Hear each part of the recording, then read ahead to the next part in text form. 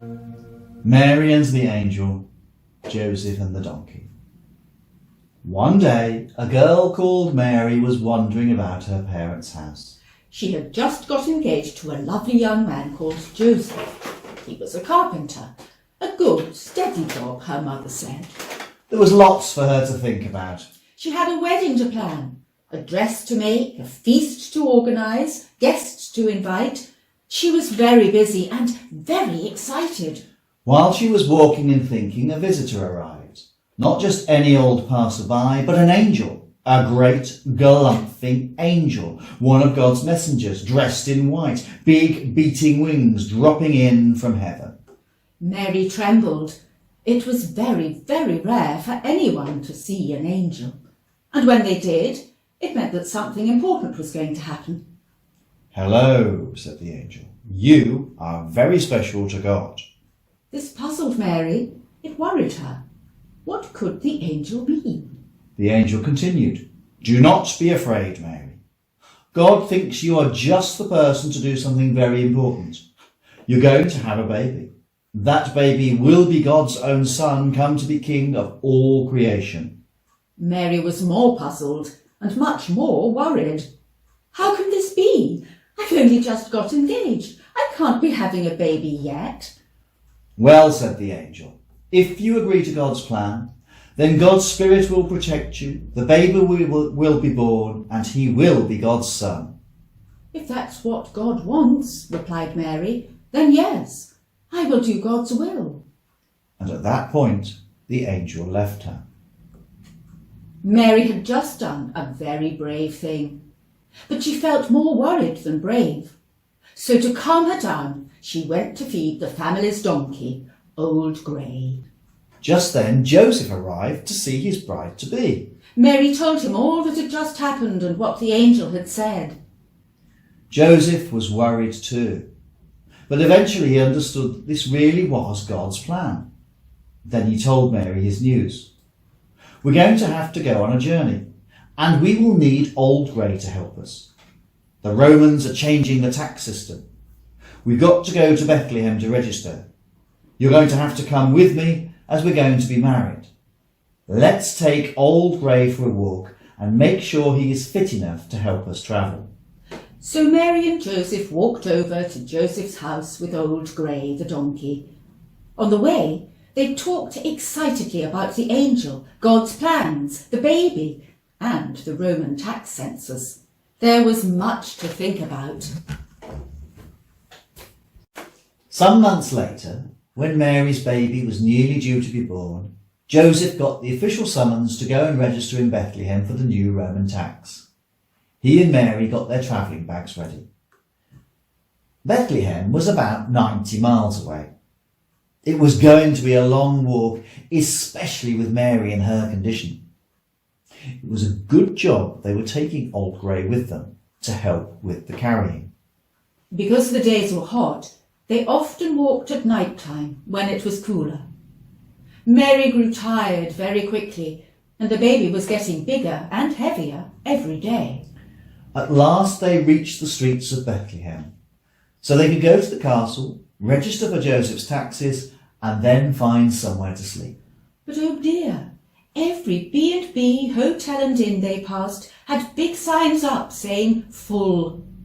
The city was packed with people. There was nowhere to stay. At last, one of the innkeepers took pity on them. I've got a stable round the back, he said. It's clean and dry. If you don't mind sharing with Daisy the cow, you could rest there at least until the baby is born. It was the best they could get, so quickly they agreed and rushed over to get inside. Daisy was glad to have some company. Old Grey was glad to be sheltered from the night. Mary and Joseph were glad that they got there just in time, but only just before Mary's baby was born. Joseph and Mary named their baby Jesus. Mary wrapped him up in proper baby clothes and laid him in Daisy's feeding trough because there was no other bed. What a busy time they were having! Sheep, shepherds, and angels. Out on the hills around Bethlehem were some shepherds keeping watch over their sheep. 2 of them, Ben and Nat, were crossing the fields checking on the various flocks they were paid to look after. Ben said to his friend, "It's cold tonight." Yes, replied Nat, but the stars are bright. "And the sheep are restless." Do you think there's a bear about, or wolves, or a lion? "Don't know, can't hear anything. Let's try the next field." They reached the next hillside. "The sheep are restless here as well," said Ben. There's nothing to see, said Nat, but something's making me shiver, and it's not the cold. Suddenly, Ben gave a hoarse whisper. "Behind you!" What? Trembled Nat. A lion? "No!" croaked Ben. "Look!" Nat turned. Together they saw an angel, a great galumphing angel, one of God's messengers, dressed in white, big beating wings, dropping in from heaven. The grass was still. The wind was still. The sheep in the fields were still. The angel hovering in front of Ben and Nat was still. Ben and Nat were not still. Their knees were knocking with fear. Do not be afraid, said the angel, in a great booming voice like 1,000 thunderclaps. "All right for you, mate," muttered Ben. "But you're not standing in front of an angel of God flying in the air before your face." Do not be afraid, repeated the angel, for I bring you news of great joy. God's Son has been born in Bethlehem today. He's been born to bring God's love to all the world. "Wow!" whispered Ben and Nat together. The angel continued, Go to Bethlehem, and you will find the child wrapped in special baby clothes and lying in a cattle trough. "Wow!" whispered Ben and Nat again. Suddenly the sky was filled with angels, angels, more angels, too many to count. Together they sang, Glory to God in the highest heaven, and peace to all on earth. "Wow!" was all that Ben and Nat could think to say. As quickly as they had appeared, the angels vanished. "Well," mused Ben, "what should we do?" Let's do as the angel said, replied Nat. Travel to Bethlehem and see the baby. So they picked up their shepherd's crooks and set out for the road to Bethlehem. Now, Fleecy, Flossie and Flummox, 3 of the sheep who had been in the field with them, decided to follow. After all, if this baby was God's own son come to share God's love with the world, then they wanted to meet him too. On the way, Ben and Nat argued about what they'd seen. Were they really angels? What did they say? What did they mean? Fleecy, Flossie and Flummox were also chatting. They said, "Ba! Ba! and Ba!" As they got closer to Bethlehem, Ben and Nat began to wonder. "Hey Nat, that's quite a lot of houses. How are we going to find a new baby among all this lot?" Better not go knocking on doors at this time of night. Won't make ourselves very popular. But the angel gave us a big clue. The baby will be found lying in a feeding trough. Fleecy, Flossie and Flummox agreed with Nat, but all they said was "Ba! Ba!" and "Ba!" It took a while to get round the city, listening out for the cries of a newborn baby, and it wasn't easy to hear over the sound of 3 bleating sheep. Almost every house kept cattle, sheep or a donkey. But at last they could see a stable with 2 people in it, and they could hear the cries of a child. Fleecy, Flossie and Flummox were almost as excited as Ben and Nat. They all raced to reach the stable door. Excuse me, said Nat to Joseph. We've come to see the baby? "You won't believe it," said Ben to Mary, "but an angel told us to come." Oh, replied Mary, but I do, because I've seen one too. Joseph beckoned them closer. Fleecy, Flossie and Flummox squeezed round the feeding trough with Daisy and Old Grey. Ben and Nat peered down into the box. They stared at the baby. He stared back at them. Wow, mused Nat. Do you really think this is God's own son? Well, the angel said he was, Ben replied. And Mary whispered, That's what the angel told me too. Then she smiled. Camels, kings and a star. The 6th of January is the day the church remembers as Epiphany, which is when some surprising visitors came to see the baby Jesus. This is their story. One day, a long, long time ago, some men were walking in the deserts of the land of Persia, several hundred miles east of Bethlehem. They were very clever men, who spent their time studying science and the skies, that's astronomy. Sometimes they were given the name magi, but down through history they have often been called kings, and we are going to let them be kings today. 3 of them were called Melchior, Caspar and Balthazar. Or Mel, Cas and Bal for short. In the desert, the skies were clear. They could see lots and lots of stars, stars twinkling everywhere. Mel, Cas and Bal knew them all, their names, where they were to be found in the sky, and what sort of night was best to spot them. They knew all of them, except that one over there, near the moon, sparkling and shining very brightly. Mel cried, Look! Isn't that one a new star? They all looked. They checked their star maps. It was a new star. Every star had a meaning. What could this one be? Kaz consulted his charts. Bal consulted his history books. It is a new star, said Kaz, and it's travelling west. It means something very special, added Bal. A new king is going to be born, who is going to change the whole world. They watched the star for a while. If the king is so important, well, we'd better go and visit him, suggested Mel. We better take presents, thought Kaz. But how shall we know where to find him? Asked Mel. Well, the star is moving west, so we'll just follow it, answered Bal. They got ready for the journey. They were going to need help carrying everything, so they called for their camels, Grumpy, Lumpy and Humpy. Mel, Cas and Bal had everything sorted, and they were very excited. They were going to visit the new king. Grumpy, Lumpy and Humpy were less excited. It was going to be a long trip.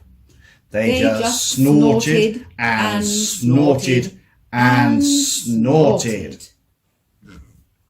The desert was hot, dry and dusty, and so at first Mel, Kaz and Bal travelled by night.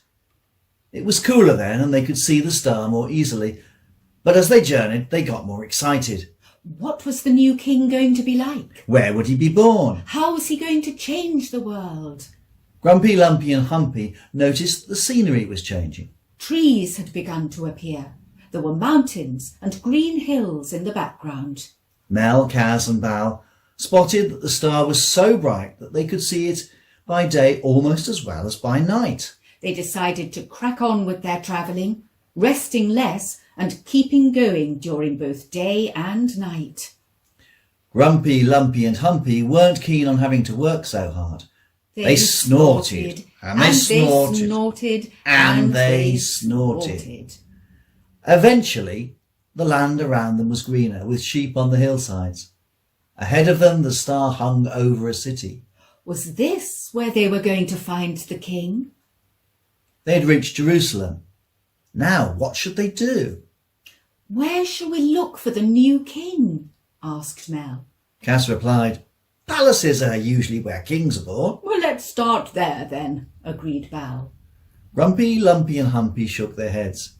They weren't sure. They didn't think that this new king was that sort of a king. But who would listen to them? They weren't wise men. They were just camels. Mel, Kaz and Bal walked to the royal palace. Inside the palace there was a king. His name was Herod. Herod was mean. Herod was nasty. Herod was cruel. Herod had lots of Roman soldiers with him. They beat up anyone who disagreed with him. Herod was also surrounded by his own wise men who helped him to make decisions and told him what was going on in the country. They tried not to upset him, but behind his back they called him Horrid Herod. Now they had some difficult news to tell him. Trembling they spoke. "Oh, wonderful, magnificent Lord, some learned travellers from the east have just arrived. They are asking to meet the new king, who they say has just been born in our land." What? Thundered Herod. I'm the only king here. Send them in. We must sort them out. Melchizedek and Baal were ushered into the throne room. Herod was looking angry. The soldiers were all carrying sharp-looking spears and swords. Everyone else looked happy that it wasn't them who was in trouble. Herod demanded to know what they meant by a new king. Quickly, Melchizedek and Baal told him about the new star, the words in their books about a new king, how the star led them here, how long they had travelled. Herod frowned. There was only one special king he knew his people were waiting for. This king was called the Messiah. He asked his own wise men where the Messiah was to be born. They told him that according to their own books, the Messiah would be born in Bethlehem. Herod spoke to Melchizedek and Baal again. Go to Bethlehem, He said. If you find your new king there, come back and let me know. Then I can come and say hello to him as well. Melchizedek and Baal were rather frightened of Herod. They nearly ran out of the palace. They found Grumpy, Lumpy and Humpy. Above them was the star. As they dashed towards Bethlehem, the star rushed along ahead of them. A bit out of breath, they made it to Bethlehem. The star seemed to have stopped in the sky over one place. It was a stable behind an inn. Seemed like an odd place to find a king. Grumpy, Lumpy and Humpy thought it was the best place of all to find a king. They all hurried over. Inside the stable, between a cow and a donkey, stood a man and a woman. The woman was holding a baby. "Hello," said Mel. "Is this the new king?" Well, replied the man, who was called Joseph, so some shepherds came and told us. "More than that," said the mother, whose name was Mary. "This is Jesus, and an angel told me that he would be God's own son." Cass said, "We've come from way out east because we heard that a special king had been born."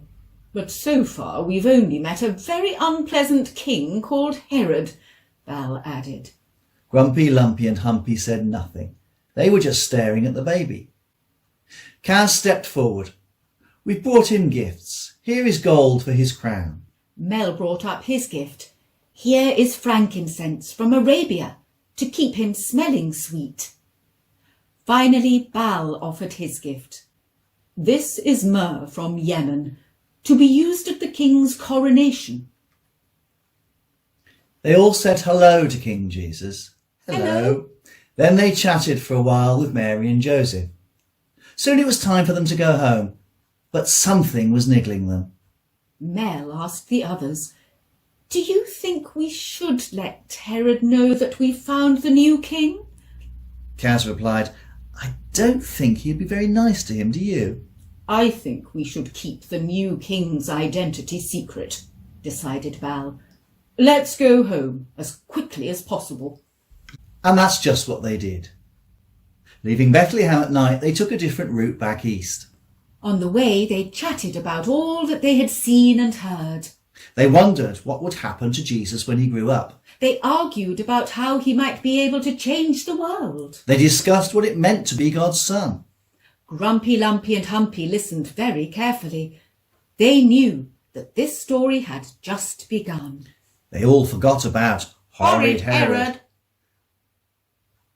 But when Herod found out that Mel, Kaz and Baal had tricked him, he was very, very angry indeed. By then it was too late. Jesus was safe, and he would grow up to be God's son, the most special king there has ever been.